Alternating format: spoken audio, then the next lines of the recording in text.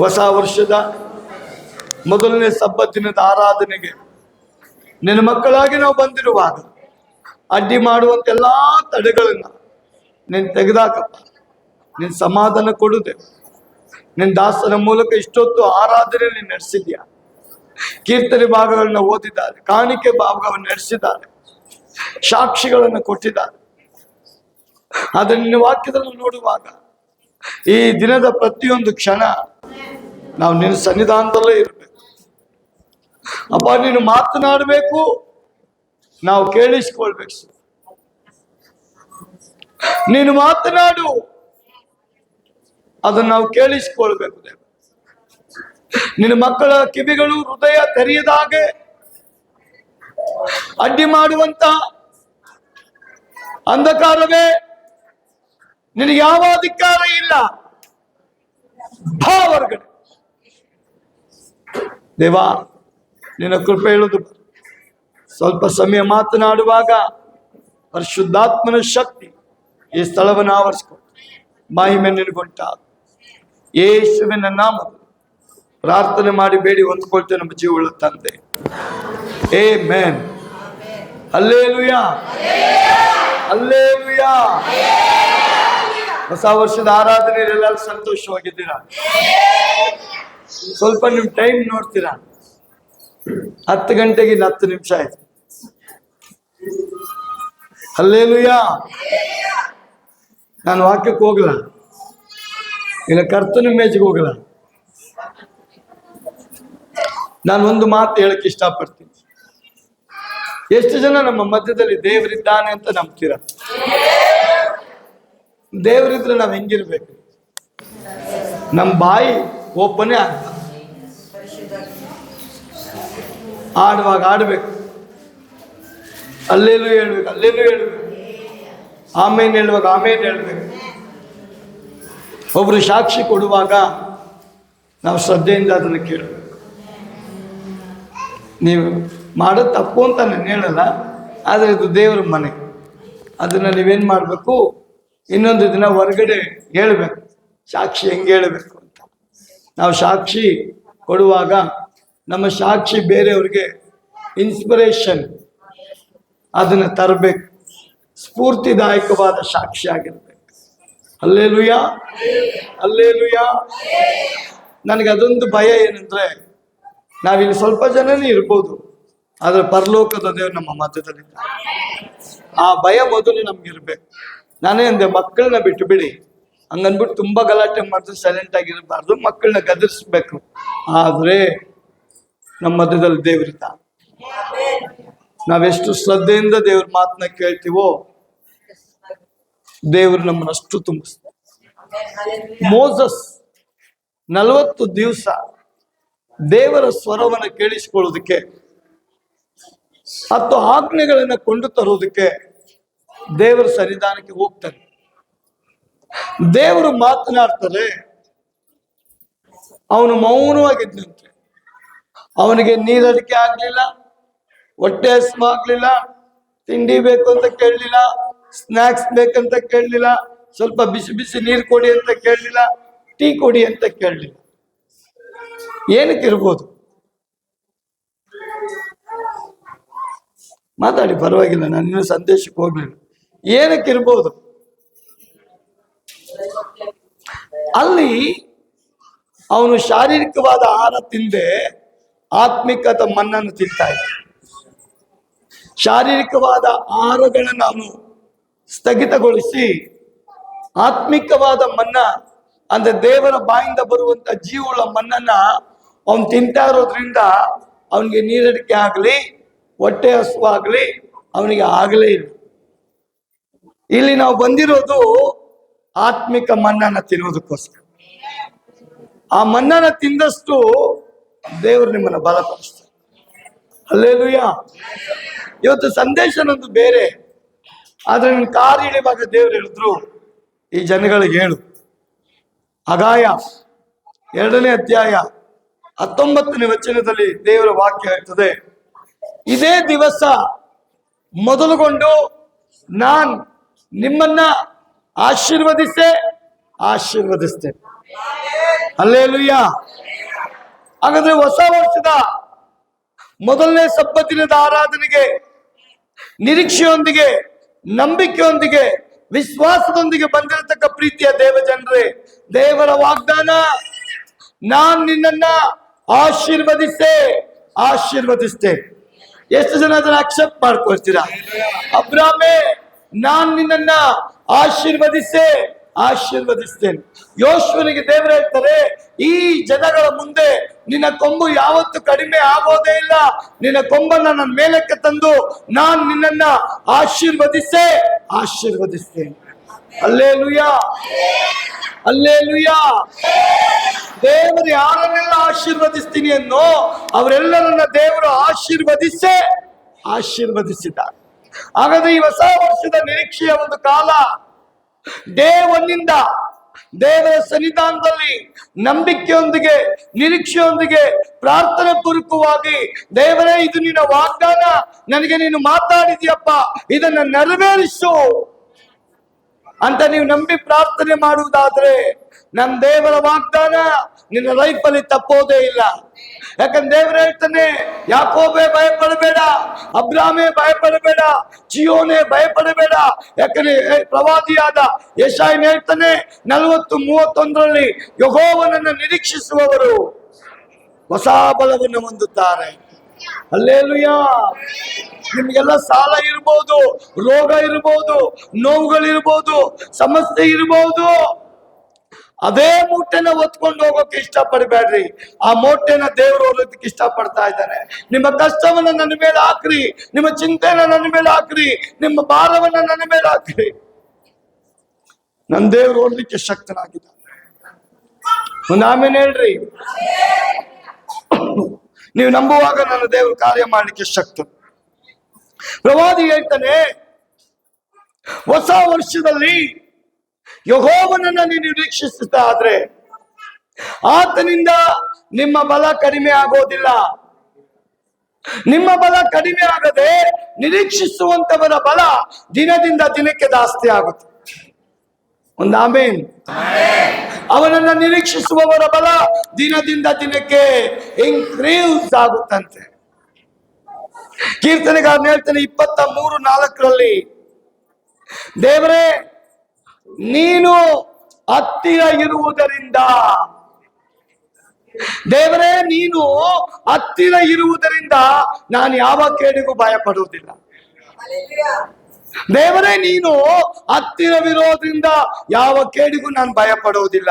ಯೆಶಾಯ 45:2 ದೇವರ ವಾಕ್ಯ ಹೇಳ್ತದೆ,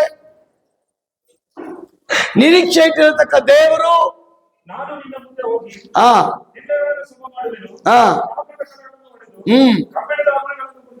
ಆಮೆನ್, ಹಲ್ಲೆಲೂಯಾ.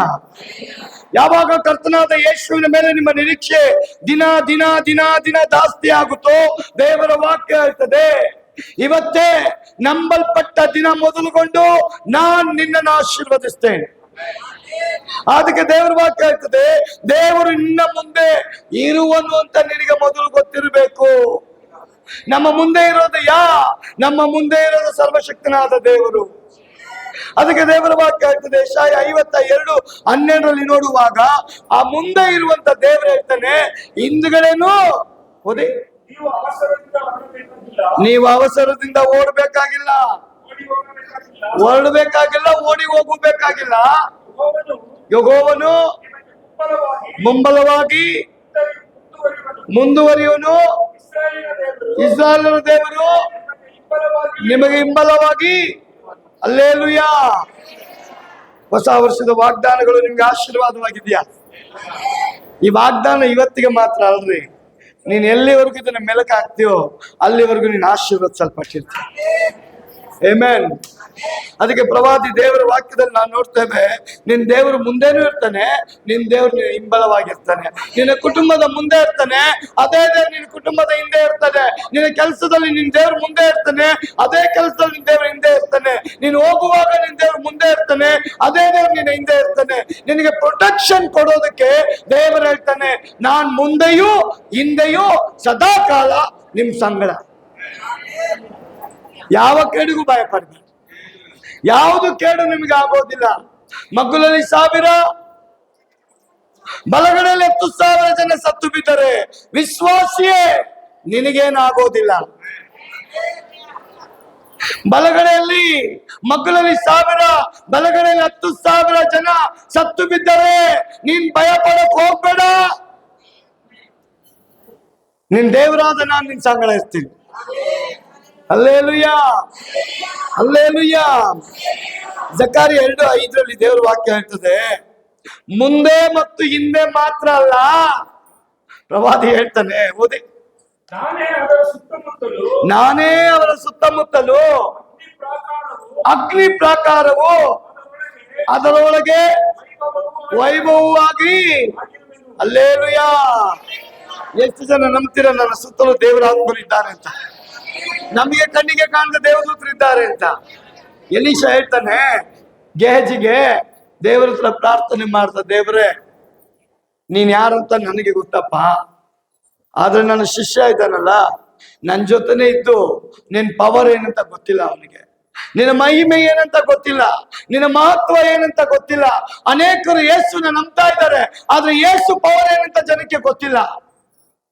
ಪೌಲ ಹೇಳ್ತಾನೆ, ಲೋಕದಲ್ಲಿರುವವನಿಗಿಂತ ನಿನ್ನಲ್ಲಿ ವಾಸ ಮಾಡುವ ದೇವರು ದೊಡ್ಡ ದೇವರು. ಎಷ್ಟು ಜನ ನಂಬ್ತೀರಾ? ಇಲ್ಲಿ ಜಕಾರಿ ಹೇಳ್ತಾ ಇದ್ದಾನೆ, ಮುಂಬಲವಾಗಿ ಹಿಂಬಲವಾಗಿರುವಂತ ದೇವರೇ ನಿಮ್ಮ ಸುತ್ತಲೂ ಇದ್ದಾನೆ. ಎಲೀಷ ಹೇಳ್ದ, ದೇವರೇ ನನ್ ಕಣ್ಣಲ್ಲ, ನನ್ ಕಣ್ಣು ಯಾವಾಗಲೂ ನೀನು ಓಪನ್ ಮಾಡಿದ್ಯಾ, ನನ್ ಜೊತೆನೇ ಇರ್ತಾನಲ್ಲ ಆ ಗೇಜಿಯ ಕಣ್ಣು, ಅವನ್ ಕಣ್ಣು ಓಪನ್ ಮಾಡಪ್ಪ. ಅವನು ರಾಜ ಕಳ್ಸಿರ ಈ ಕುದುರೆನ ನೋಡಿ, ಸೈನಿಕರನ್ನ ನೋಡಿ, ಆಯುಧಗಳನ್ನ ನೋಡಿ ಅವನ್ ಭಯ ಪಡ್ತಾ ಇದ್ದಾನೆ. ನೀನ್ ಇಟ್ಟಿರತಕ್ಕ ಸೇನೆ, ನಿನ್ನ ಪವರ್, ನಿನ್ನ ಮಹಿಮೆ, ನಿನ್ನ ಒಲಮೆ, ನಿನ್ನ ಅಗ್ನಿ ಏನೆಂಬುದನ್ನ ಇವನ ಆತ್ಮಿಕ ಕಣ್ಣುಗಳು ನೋಡ್ಲಿ ಅಂತ ಹೇಳುವಾಗ, ಪ್ರಿಯ ಸಹೋದರ ಸಹೋದರಿ, ದೇವರ ವಾಕ್ಯ ಹೇಳ್ತದೆ, ಇಸ್ರಾಯೇಲರ ದೇವರು ಯಾರು ನಂಬಿದ್ದಾರೋ ಅವರ ಮುಂಬಲ, ಅವರ ಹಿಂಬಲ, ಅವರ ಸುತ್ತಲೂ ಅಗ್ನಿಮಯವಾಗಿ ಇದ್ದಾನೆ. ದೇವರಿಗೆ ಸ್ತೋತ್ರ. ಗೇಹಜಿ ನೋಡ್ತಾನೆ, ಕೆಳಗಿನವರೆಲ್ಲ ರಥಗಳಲ್ಲಿ ಕೂತವ್ರಷ್ಟೇ, ಕುದುರೆ ಮೇಲೆ ಕೂತವ್ರಷ್ಟೇ, ಅವ್ರ ಹತ್ರ ಯಾವ ಬೆಂಕಿ ಕಾಣ್ತಾ ಇಲ್ಲ, ಪವರ್ ಕಾಣ್ತಾ ಇಲ್ಲ, ವಿಶೇಷವಾಗಿ ಅವ್ರು ಯಾರು ಕಾಣ್ತಾ ಇಲ್ಲ. ಆದ್ರೆ ದೇವರ ವಾಕ್ಯ ಹೇಳ್ತದೆ, ಆತ್ಮಿಕ ಕಣ್ಣುಗಳು ಓಪನ್ ಆದಾಗ ಅವನ ಆಕಾಶದ ಕಡೆಗೆ ಆತ್ಮಿಕ ಕಣ್ಣಿಂದ ನೋಡುವಂತ ಸಂದರ್ಭದಲ್ಲಿ ಅಗ್ನಿಮಯವಾದ ರಥಗಳು ಎಲೀಷನ ಪರವಾಗಿ ಪರಲೋಕದ ದೇವರು ಕಳಿಸಿಕೊಟ್ಟಿದ್ದಾರೆ. ಅವರು ಈ ಚರ್ಚ್ ಸುತ್ತಲೂ ನಿಂತ್ಕೊಂಡಿದ್ದಾರೆ. ಆದ್ರೆ ದೇವರು ನಮ್ಗೆ ಕಳಿಸಲ್ಪಟ್ಟಂತ ದೂತರು ಅವರಿಗಿಂತ 10ರಷ್ಟು ಅವರ ಮೇಲೆ ಸುತ್ತಕೊಂಡು ನಿಂತ್ಕೊಂಡಿದ್ದಾರೆ. ಕಾರಣ ಏನ್? ನಮ್ಮನ್ನ ದೇವರು ಅಷ್ಟು ಸುಲಭವಾಗಿ ಕೈ ಬಿಡೋದೇ ಇಲ್ಲ. ಅವನು ವಾಗ್ದಾನ ಮಾಡಿದ್ದಾನೆ, ನಾನ್ ನಿಮ್ಮನ್ನ ಕೈ ಬಿಡೋದಿಲ್ಲ, ನಾನ್ ನಿಮ್ಮನ್ನ ತೊರೆಯೋದಿಲ್ಲ, ನಾನ್ ನಿಮ್ಮನ್ನ ಹೊರಗಾಕೋದಿಲ್ಲ, ನನ್ನನ್ನು ನೋಡುವಂತವರೇ ನಿಮ್ಮ ಮುಖ ಲಜ್ಜೆಗೆಡೋದಿಲ್ಲ. ಹಾಗಾದ್ರೆ ಈ ಬೆಳಗಿನ ವಾಗ್ದಾನ, ಇದೇ ದಿವಸ ಮೊದಲುಗೊಂಡು ನಾನ್ ನಿಮ್ಮನ್ನ ಆಶೀರ್ವದಿಸ್ತೇನೆ. ಎಷ್ಟು ಜನ ನಂಬ್ತೀರಾ? ಇವತ್ತೊಂದು ದಿನ ಇದನ್ನು ನಂಬಿ ಸುಮ್ಮನೆ ಇರಬಾರ್ದು. ಮುಂಜಾನೆ ಆಗುವಾಗ ಎದ್ದೇಳುವಾಗ ನೀವು ಹೇಳ್ಬೇಕು, ನನ್ನನ್ನು ಆಶೀರ್ವಾದ ಮಾಡ್ತೀನಿ ಅಂತ ಹೇಳಿದ್ಯಾ, ಆಶೀರ್ವಾದ ಮಾಡು ದೇವರೇ. ನನ್ ಜೊತೆ ಇರ್ತೇನೆ ಅಂತ ಹೇಳಿದ್ಯಾ, ನನ್ ಜೊತೆ ಇರಪ್ಪ. ನನ್ನನ್ನು ಬಲಪಡಿಸ್ತೀನಿ ಅಂತ ಹೇಳಿದ್ಯಾ, ನನ್ನನ್ನು ಬಲಪಡಿಸಪ್ಪ. ಆ ಅನುಭವದೊಂದಿಗೆ ಪ್ರವಾದಿಯ ದೇಶಾಯನ ಹೇಳ್ತಾನೆ, ಯೆಹೋವನನ್ನು ನಿರೀಕ್ಷಿಸುವವರೇ ನೀವು ಹೊಸ ಬಲ ಹೊಂದ್ಕೊಳ್ತೀರಿ. Hallelujah, hallelujah. ಆ ಹೊಸ ಬಲದೊಂದಿಗೆ ಪ್ರತಿದಿನ ನಿರೀಕ್ಷೆಯೊಂದಿಗೆ ನೀವು ಎದ್ದೇಳುವಾಗ ಆ ಬಲವನ್ನು ಎದುರು ನೋಡುವಂತವರಿಗೆ ದೇವರ ಬಲ ಇನ್ಕ್ರೀಸ್ ಆಗ್ತದೆ, ಕಡಿಮೆ ಆಗೋದಿಲ್ಲ. ಅದಕ್ಕೆ ಪ್ರವಾದಿ ಜಕಾರಿ ಹೇಳ್ತಾನೆ, ದೇವರು ನಿನ್ನ ಸುತ್ತಲೂ ಇರುವನು. ಕೊಲಸ್ಯ 1:27 ಅವನು ಹೇಳ್ತಾನೆ, ಭಕ್ತನಾದ ಪೌಲ್ ಅವನೇನ್ ಬರೀತಾನೆ ಅಂದ್ರೆ, ದೇವರು ನಿಮ್ಮ ಸುತ್ತಲೂ ಮಾತ್ರ ಅಲ್ಲ, ನಿಮ್ಮ ಒಳಗಡೆನೆ ಇದ್ದಾನೆ. ಆ ಆ ಆ ಆ ಹ್ಮ್ ಹ್ಮ್ ಅಲ್ಲೇಲುಯ್ಯ. ಏನೇನು ನೋಡಿದೀವಿ?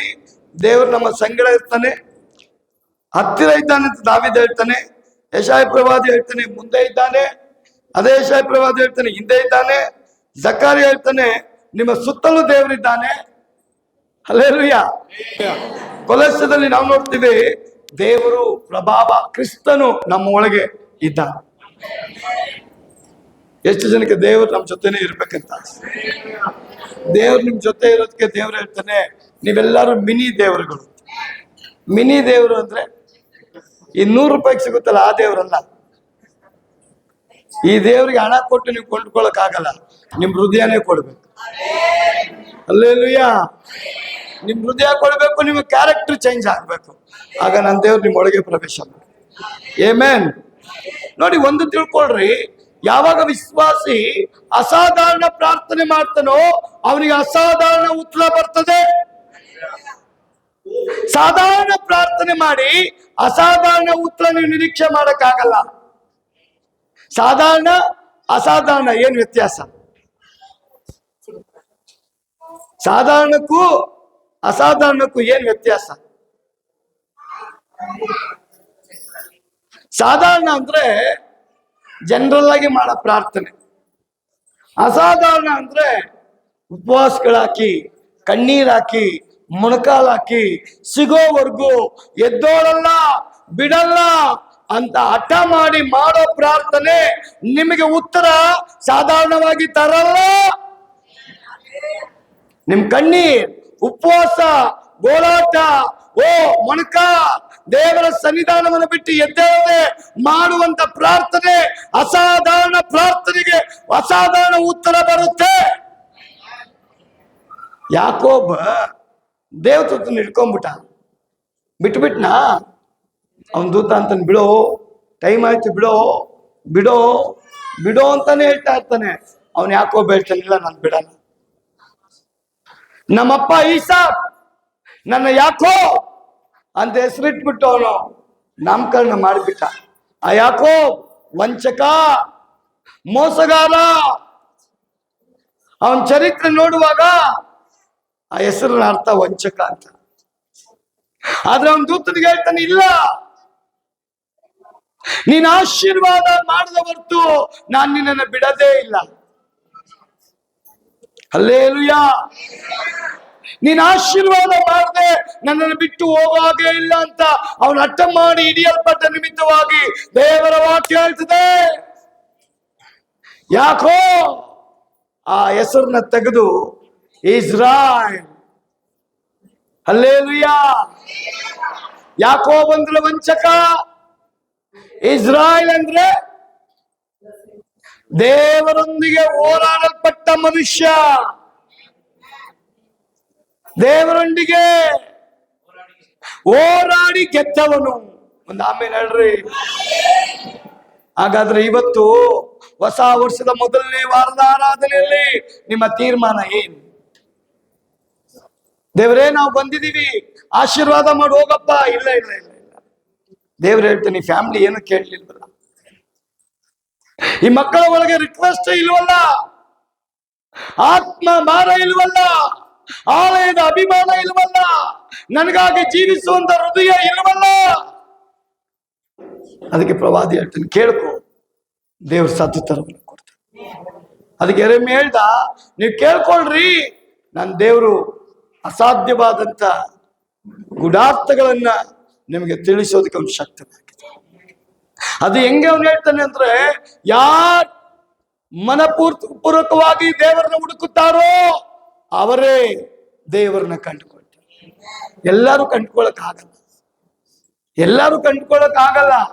ಮನಪೂರ್ವಕವಾಗಿ ಯಾರು ಹುಡುಕುತ್ತಾರೋ, ಕೆಲಸಗಳನ್ನ ಬಿಟ್ಟು, ಕಾರ್ಯಗಳನ್ನ ಬಿಟ್ಟು, ಸಮಯವನ್ನ ತ್ಯಜಿಸಿ ಕರ್ತನಿಗಾಗಿ ಹುಡುಕಿ ಯಾರು ಬರ್ತಾರೋ ಅವರ ಬಳಿಗೆ ದೇವರು ಬರ್ತಾರೆ. ಕುಂಟು ನೆಪ ಹೇಳೋರಿಗೆಲ್ಲ ದೇವರು ಮನೆ ಹಾಕಲ್ಲ. ಕುಂಟು ನೆಪ ಅಂದ್ರೆ, ಅಯ್ಯೋ ನನ್ಗೆ ಹಂಗಾಗೋಯ್ತು ಹಿಂಗಾಗೋಯ್ತು, ಅದೆಲ್ಲ ದೇವ್ರ ಲೆಕ್ಕಕ್ಕೆ ಹಾಕಲ್ಲ. ನಾನ್ ಬೇಕಾ ಬಾ. ಆದ ಕಾರಣ ಇವತ್ತು ದೇವರ ವಾಗ್ದಾನ ಇದೇ ದಿವಸ ಮೊದಲುಗೊಂಡು ನಾನು ನಿಮ್ಮನ್ನ ಆಶೀರ್ವದಿಸ್ತೇನೆ. ಇದೇ ದಿವಸ ಮೊದಲುಗೊಂಡು. ಹಾಗಾದ್ರೆ ದೇವರ ವಾಕ್ಯದಲ್ಲಿ ನಾವು ನೋಡ್ತೇವೆ, ದಾವೀದ ಹೇಳ್ದ, ದೇವರು ನನ್ನ ಹತ್ತಿರ ಇದ್ದಾನೆ, ಯಾವ ಕೇಡಿಗೂ ನನಗೆ ಭಯವಿಲ್ಲ. ದೇವರು ನನ್ನ ಹತ್ತಿರ ಇರೋದ್ರಿಂದ ಯಾವ ಕೇಡು ನಮಗೆ ಸಂಭವಿಸುವುದಿಲ್ಲ. ಹಲ್ಲೆಲೂಯಾ. ಪ್ರವಾದಿ ಹೇಳ್ತಾನೆ, ದೇವರು ನಿನ್ನ ಮುಂದೆ ಇದ್ದಾನೆ. ಪ್ರವಾದಿ ಹೇಳ್ತಾನೆ, ಅದೇ ದೇವರು ನಿನ್ನ ಹಿಂದೆ ಇದ್ದಾನೆ.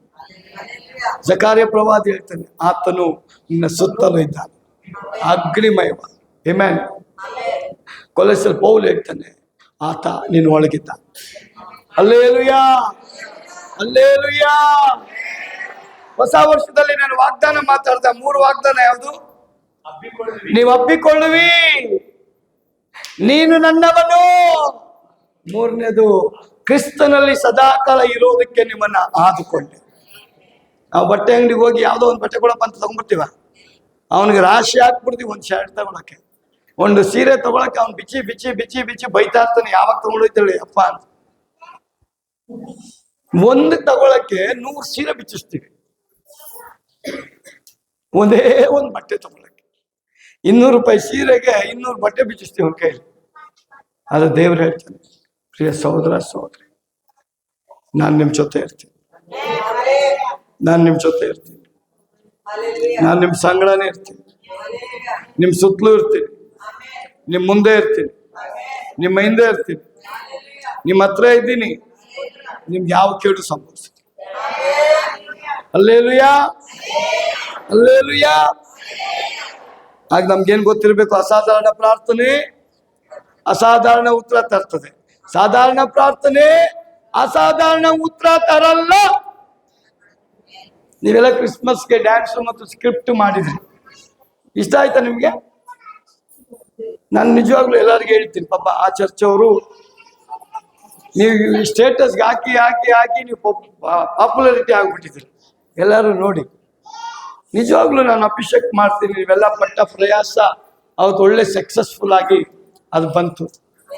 ಒಂದು ಆಮೇಲೆ ಹೇಳ್ರಿ, ಅವತ್ತು ಒಳ್ಳೆ ಸಕ್ಸಸ್ಫುಲ್ ಆಗಿದ್ದಕ್ಕೆ ಕಾರಣ ಏನು?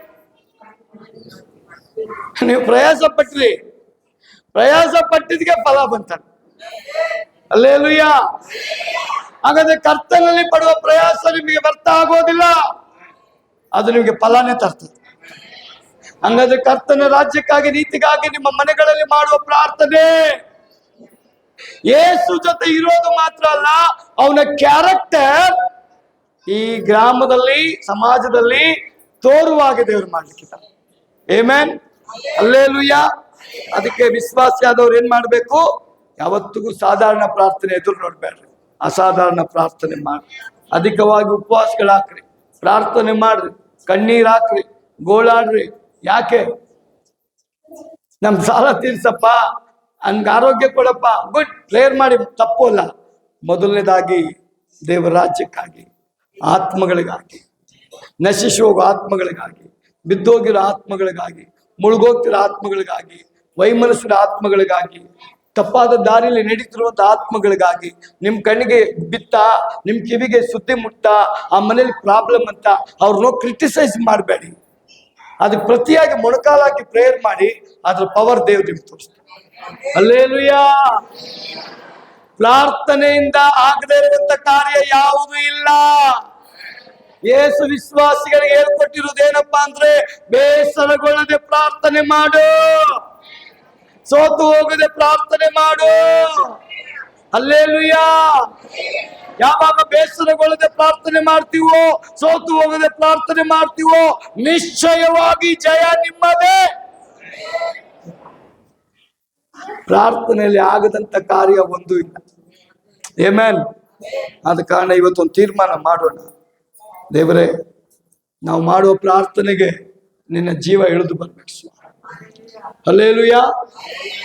ನೆನ್ನೆ ಬ್ರದರ್ ಯೋನ ಮೂಲಕ RTO ಆಫೀಸರ್ ಹತ್ರ ಹೋಗಿದ್ರು.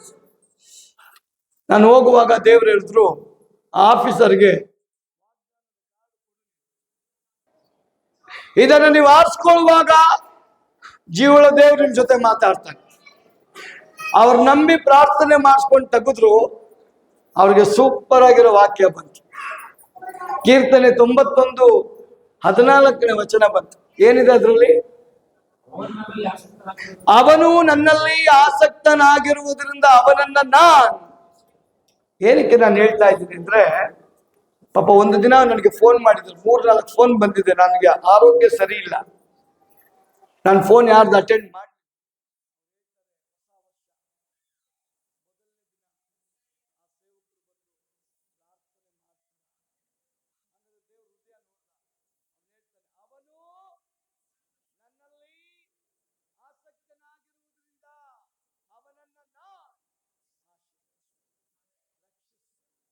Hallelujah, hallelujah. ಹಾಗಾದ್ರೆ ಹೊಸ ವರ್ಷದ ವಾಗ್ದಾನ, ಈ ವರ್ಷ ನಾನ್ ನಿಮ್ಮನ್ನ ಆಶೀರ್ವದಿಸುತ್ತೇನೆ. ನಿಮ್ಮನೆ ಪಾತ್ರೆಗಳು ಖಾಲಿ ಆಗಿದೆಯಾ? ಭಯಪಡಬೇಡ್ರಿ. ಬೀರುಲಿ ಖಾಲಿ ಆಗಿದೆಯಾ? ಭಯಪಡಬೇಡ್ರಿ. ನಿಮ್ ಜೋಬು ಖಾಲಿ ಆಗಿದ್ಯಾ? ಭಯಪಡಬೇಡ್ರಿ. ನನ್ನ ದೇವ್ರ ಜೋಬು ಖಾಲಿ ಆಗಿಲ್ಲ, ನನ್ನ ದೇವ್ರ ಕೈ ಖಾಲಿ ಆಗಿಲ್ಲ, ನನ್ನ ದೇವ್ರ ರೇಷನ್ ಖಾಲಿ ಆಗಿಲ್ಲ. ನೀವು ನಂಬುವಾಗ ನಿಮ್ಮ ಮನೆಗೆ ದೇವರದನ್ನೆಲ್ಲ ಕೊಡ್ತಾರೆ. ಹಲ್ಲೇಲೂಯಾ.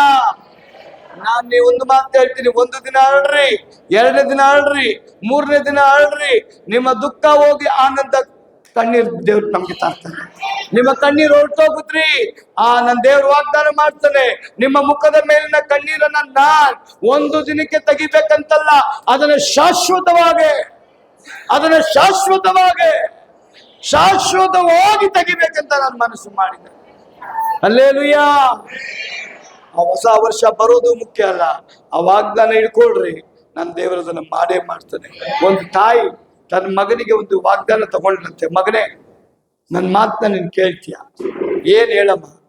ಆ ತಾಯಿ ಮಗನಿಗೆ ಹೇಳಿದಂತೆ, ಮಗನೇ ನನ್ನ ಒಂದೇ ಒಂದು ಆಸೆ, ನಿನ್ ರಾತ್ರಿ ಮಲಗಿ ಬೆಳಗ್ಗೆ ಎದ್ದೇಳುವಾಗ ಮೊದಲು ನೀನು ದೇವರ ಮುಖನ ನೋಡ್ತೀಯ. ದೇವ್ರನ್ನ ಮುಖ ನೋಡ್ದೆ ಇನ್ಯಾರ ಮುಖ ನೀನ್ ನೋಡ್ಬಾರ್ದಪ್ಪ. ಇದು ನೀ ನನಗೆ ಭಾಷೆ ಕೊಡು. ನೀನ್ ಜೀವಂತವಾಗಿ ಇರುವ ದಿನದ ತನಕ ನನ್ನ ದೇವರ ಮುಖನ ನೀನ್ ನೋಡ್ಬೇಕು. ಇದ್ದೀರಾ? ಜೀವಂತವಾಗಿರುವ ದಿನದ ತನಕ ನೀನ್ ನನ್ನ ದೇವರ ಮುಖನ ನೋಡ್ಬೇಕಪ್ಪ ಅಂತ ಕೇಳಿದ್ರಂತೆ. ಆ ಒಂದು ಮಗ ತಾಯಿ ಹೃದಯನ ನೋಡಿ ಆಕೆಗೆ ಹೇಳ್ತಾನಮ್ಮ, ನಿನ್ ಮಾತಿಗೆ ನಾನು ಮಾತು ಕೊಡ್ತೀನಿ, ನಾನು ಜೀವಂತವಾಗಿರುವ ದಿನದ ತನಕ ನಿನ್ ದೇವರ ಮುಖನ ನೋಡ್ದಿರ ನಾನು ಎದ್ದೊಳ್ದೇ ಇಲ್ಲ. ಮೊದಲು ನಿನ್ ದೇವರ ಮುಖನ ನೋಡೇ, ನಂತರ ಎಲ್ಲರ ಮುಖನ ನೋಡ್ತೀನಿ. ಆದ್ರೆ ಇವತ್ತಿನ ದಿನಗಳಲ್ಲಿ ಏನ್ ಮಾಡ್ತಾ ಇದೀವಿ ನಾವು ಮುಖನ ನಮ್ಮ ಕನ್ನಡಿಲಿ ಹೋಗಿ ನಾವೇ ನೋಡ್ಕೊಳ್ತೀವಿ. ಎಷ್ಟೋ ಜನ ನನ್ನ ಹೆಂಡತಿ ಮುಖ ನೋಡಿದ್ರೆ ಅದೃಷ್ಟ ಅಂತ, ಗಂಡನ ಮುಖ ನೋಡಿದ್ರೆ ಅದೃಷ್ಟ ಅಂತ, ಮಕ್ಕಳ ಮುಖ ನೋಡಿದ್ರೆ ಅದೃಷ್ಟ ಅಂತ. ಇನ್ನು ಎಷ್ಟೋ ಮನೆಗಳಲ್ಲಿ ನರಿನ ತಗೊಂಬಂದು ಬೀರು ಮೇಲೆ ಇಟ್ಟುಬಿಟ್ಟು ಅವ್ರು ಮಲಗಿರೋ ಜಾಗ ಕರೆಕ್ಟ್ ಆಗಿ ಇಟ್ಟಿರ್ತಾರೆ. ಯಾಕ್ರಿ ಹಿಂಗ್ ಇಟ್ಟಿದ್ದೀರಾ? ಆ ನರಿನ ನೋಡಿದ ತಕ್ಷಣ ನಮ್ಗೆ ಸಿರಿ ಬರುತ್ತೆ ಅಂತ. ಆ ನರಿ ಇರೋವರೆಗೂ ನಿಮ್ಮ ಮನೇಲಿ ಏನು ಬರಲ್ಲ. ನರಿ ಕುತಂತ್ರ ರೀ, ಕುತಂತ್ರ. ನಾವು ದೆವ್ವ ಹೇಳೈತೆ, ನೀನ್ ನರಿ ನೋಡು ನಿನಗೆ ಸಿರಿ ಬರುತ್ತೆ ಅಂತ. ಅವ್ನ ನರಿ ನೋಡಿ ನೋಡಿ ನೋಡಿ ಇರೋದೆಲ್ಲ ಹೋಗ್ಬಿಡ್ತದೆ. ಆ ತಾಯಿಗೆ ಗೊತ್ತಿತ್ತು, ಸೈತಾನ್ ನನ್ನ ಮಗನ ಲೈಫ್ ಹಾಳು ಮಾಡಬಾರ್ದು ಅಂತ ಅವಳು ಹೇಳಿದ್ಲು, ನೀನ್ ಏಸಪ್ಪನ ಮುಖಾನು ನೋಡ್ದಿರ ಯಾರ ಮುಖಾನು ನೋಡ್ಬಾರ್ದು. ಹಂಗನ್ಬಿಟ್ಟು ನಾಳೆ ಎಲ್ಲರ ಮನೆ ಒಂದು ಫೋಟೋ ತಂದು ಹಾಕೊಂಬಾರ್ದು. ಆ ಬೈಬಲ್ನ ನೋಡ್ಬೇಕು, ಮೊಣಕಾಲು ಹಾಕಿ ಪ್ರಾರ್ಥನೆ ಮಾಡ್ಬೇಕು. ಎದ್ದಿದ ತಕ್ಷಣ ಫ್ರೆಶ್ ಅಪ್ ಆಗಿ ಮೊದಲು ಕೆಲಸ ಏನ್ ಮಾಡ್ಬೇಕು ಅಂದ್ರೆ, ಟೀ ಕುಡಿಯೋಕೆ ಮುಂಚೆ ದೇವ್ರ ಸನ್ನಿಧಾನಕ್ಕೆ ಹೋಗ್ಬೇಕು. ಇದನ್ನ ಹಿಂದೂಗಳು ಚೆನ್ನಾಗಿ ಮಾಡ್ತಾರೆ, ಮುಸ್ಲಿಮ್ಸ್ ಚೆನ್ನಾಗಿ ಮಾಡ್ತಾರೆ. ನಿಜವಾಗ್ಲೂ ಮಾಡ್ಬೇಕಾಗಿರೋದು ಕ್ರೈಸ್ತರು. ಹಿಂದೂ ಮನೆಗಳಲ್ಲಿ ನೋಡ್ರಿ, ಅವ್ರು ಬೆಳಗಿನ ಜಾವ 4-5 ಗಂಟೆಗೆ ಎದ್ದು ತಣ್ಣೀರ್ ಸ್ನಾನ ಮಾಡಿ ಮನೆ ಮುಂದೆ ರಂಗೋಲಿ ಹಾಕಿ ದೀಪ ಅಂಟಿಸ್ತಾರೆ. ಕಾರಣ ಏನ್? ದೇವ್ರೇ ನಿನ್ಗೆ ನಾವು ಕರೀತಾ ಇದ್ದೀವಿ, ನಮ್ಮ ಮನೆಗೆ ಬಾ. ಮುಸ್ಲಿಮರು 5 ಗಂಟೆಗೆ ಹೋಗಿ ನಮಾಜ್ ಮಾಡಿ ಬರ್ತಾರೆ. ಅದೇ ವಾಕ್ಯ ಹೇಳ್ತದೆ, ಮುಂಜಾನೆಯಲ್ಲಿ ಯಾರು ಹುಡುಕುತ್ತಾರೋ ಅವರೇ ಧನ್ಯರು. ನಾವು 10 ಗಂಟೆಗೆ ಎದ್ಬಿಟ್ಟು ಬಾಯಿ ಇಷ್ಟಾಗ್ಲ ಅಗಲ್ಸ್ಕೊಂಡು ಟೀ ಕುಡ್ದು ಆಮೇಲೆ 2 ಗಂಟೆಗೆ ಹಲ್ಲೇಲೂಯಾ ಅಂತೀವಿ. ಅಷ್ಟೊತ್ತಿಗೆ ಎಲ್ಲ ಮುಳುಗೋಗಿರ್ತದೆ, ಎಲ್ಲ ಫುಲ್ ಫಿನಿಶ್. ಮಧ್ಯರಾತ್ರಿ ಎದ್ದು ಪ್ರಾರ್ಥನೆ ಮಾಡೋದು ಕಲೀರಿ, ಆಗ ದೆವ್ವಗಳನ್ನ ನೀವು ಓಡಿಸ್ತೀರಿ, ದೆವ್ವದ ಬಲಗಳನ್ನ ನೀವು ಮುರಿತೀರಿ, ಶತ್ರುವಿನ ಕಾರ್ಯಗಳನ್ನ ನೀವು ಲಯಪಡಿಸ್ತೀರಿ. ನಿಮ್ಮ ಪ್ರಾರ್ಥನೆಗಳಿಗೆ ದೇವ್ರು ಜಯ ಕೊಡ್ತಾರೆ. ಸೂರ್ಯ ಹುಟ್ಟಿ ಮುಳುಗವಾಗ ನೀವು ಹಲ್ಲೆಲೂಯಾ ಅಂದ್ರೆ ದೇವ್ರು ಏನು ಮಾಡೋದು? ಹುಟ್ಟಕ್ ಮುಂಚೆನೆ ಎದ್ದು ನೀವು ದೇವ್ರಿಗೆ ಸ್ತೋತ್ರ. ಆಮೆನ್. ದೇವರು ಇವತ್ತು ವಾಗ್ದಾನ ಮಾಡ್ತಾನೆ, ಇವತ್ತಿಂದ ನಾನು ನಿಮ್ಮನ್ನ ಆಶೀರ್ವದಿಸ್ತೇ. ಈ ವಾಕ್ಯದ ಮೂಲಕ ದೇವರು ನಿಮ್ಮನ್ನ ಆಶೀರ್ವಾದ ಮಾಡ್ಲಿ. ನಾವೊಂದು ತೀರ್ಮಾನ ಮಾಡೋಣ, ದೇವರೇ ಇವತ್ತಿನಿಂದ ನಿನ್ನ ವಾಗ್ದಾನಗಳನ್ನ ನಾವು ಗಟ್ಟಿಯಾಗಿ ಹಿಡ್ಕೊಳ್ತೇವೆ, ನಮ್ಮನ್ನ ನೀನು ಆಶೀರ್ವಾದ ಮಾಡುವಂತ.